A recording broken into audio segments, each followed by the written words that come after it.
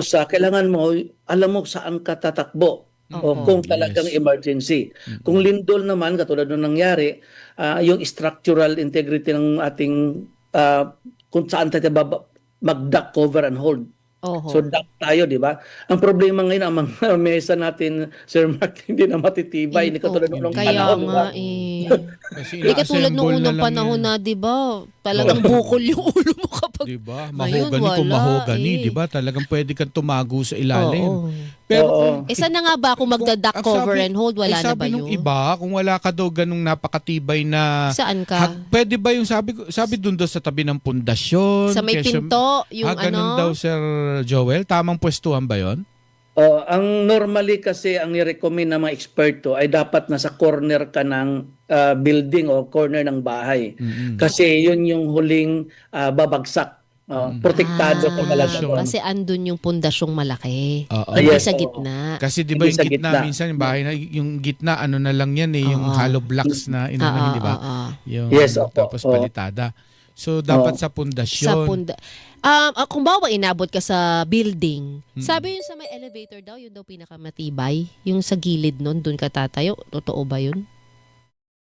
Tigil ma'am, except kung ang kinatatayuan mo, pwesto mo, posibleng may bumagsak na mga kable. Ay, Lalong live wires o mga Oo. poste. So hanap assessment agad. Oo. Or Okay. yung So ating ano po yun? gubag. Oo. Yung mga mini gubag naman, yung whistle, yung ating mga multi-tool, kailangan natin emergency medicine o mga first aid kit, ma'am. Dahil may mga first aid kit tayo. Basic po yun, no? Nandun. Alam mo yun, yung minsan kasi simpleng bagay, nakakaligtas eh. Oo, O basta may tama, pito, hawak mo ang handy lang cellphone naman mo, yan. o meron Oo. kang kung anong anik-anik. Pero eh, kunwari sa mga anak natin, Oo, di ba? sabihin May natin pito yung siya. school, Di- anak, Oo. alam mo ba yung home classroom ninyo, yan at yan din naman ang classroom nyo, may alam mo na ba kung saan ka yun. tatakbo? Ituturo. Bukod sa ituturo. ganyan, ha? Oo. Eh kung saan nga man siya abutin kasi hindi niya alam. Oo. So yun. Kasi Oo. ang pinaka-importante, di ba? Tama ba? Kasi po sa akin, communication ang isa sa pinaka-importante kapag Yes. ganyan nagkakagulo na. So matawagan ka, matext ka, laking alwan nun, di ba? Sa mga mahal mo sa buhay. Pangalawa, kung talagang nawawala ka, natabunan ka, May yun nga, pito. pito yung isa talaga sa solusyon na napakasimple lang at napakamura Yes. lang. Oo Huwag nga. ka na magtipid, hindi maglagay ka na talaga anywhere, kahit O nasan ka. kaya yung, di ba may gano'n na Sir Joel, yung parang yung telepono mo may a-activate ka parang GPS? Hindi ba may Yes. gano'n? May gano'n. Yung pag missing ang tao, pwede. Oo. Di ba? Pag high-tech Pwede yung phone mo, di ba? naka-activate yun, tapos mahahanap. Tinan mo, depende ata sa model ng phone. Lahat ba ng phone Hindi, may gano'n? tama ba yan, Sir May Joel? pwede ma-search ka, ma'am, sa Sa phone mo. phone. So dapat i-on mo yun. App Yes. lang ba po yun? App lang yun? O Yes. depende sa phone? Downloadable App app. lang yun. Find me. So, Find yan me, po. ganyan. Yun. Yan, Yun, mahalaga find yun. me. Okay. Di ba? Yun. May- Maganda. Ah. Sa mga bahay, alam nyo, Ma'am Lalas, kailangan, Sir Mark, sa bahay natin, pag emergency kaagad, di ba, may earthquake, ang isa din dapat na, natin, takbo kaagad sa breaker. Kung pwede may off natin ang breaker. Delikado. Kasi Para yung delikado. kuryente. So, breaker at saka yung LPG.